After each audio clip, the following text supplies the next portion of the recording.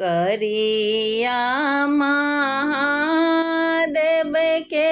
बारे बारे जटवा से गौरी जोड़िया के चांद शिव जोगिया गौरी जोड़िया के चांद शिव जोगिया नारद खोजियलन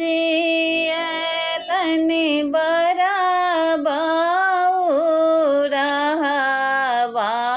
से शिव लेके अला बरियात शिव जोगिया शिव लेके अला बरियात शिव जोगिया मऊरी के बदले शिव जी नागा पहिरी आएलन से नागबा छोरत फूफुकार शिव जोगिया नागबा छोरत फूफुकार शिव जोगिया कलशुप पटकी भगली गौरी के माए से बरबा पड़ी छलो न जाए शिव जोगिया बरबा पड़ी छलो न जाए शिव जोगिया शिव के बाराती अली भूतबा प्रेतबा से चारों ओरी मचल हाहाकार शिव जोगिया चारों तरफ मचल हाहाकार शिव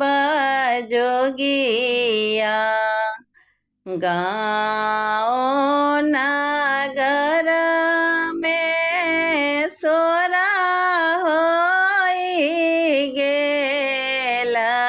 से गौड़ा के अजबे बाराती शिव जोगिया गौड़ा के अजबे बारात शिव जोगिया ऐसन रूप जाने धरिए महादेव से नगरी में मचल हाहाकार शिव जोगिया नगरी में मचल हाहाकार शिव जोगिया गौरी बचन सुनी शिव मुस्कायल से सुंदर रूप लेलने धारण शिव जोगिया सुंदर रूप धारण कर बैलनि सेवा जोगिया। कलशुप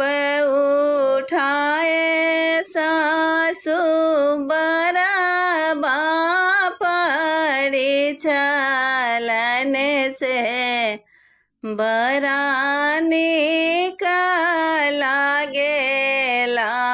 जमाए सेवा जोगिया। बरानी का लागे मोर जमाए सेवा जोगिया। आजू गौरी शंकर जी के भयल बियाह बासे देवा मुनि करे जय जयकार सेवा जोगिया। देवा मुनि करे जय जयकार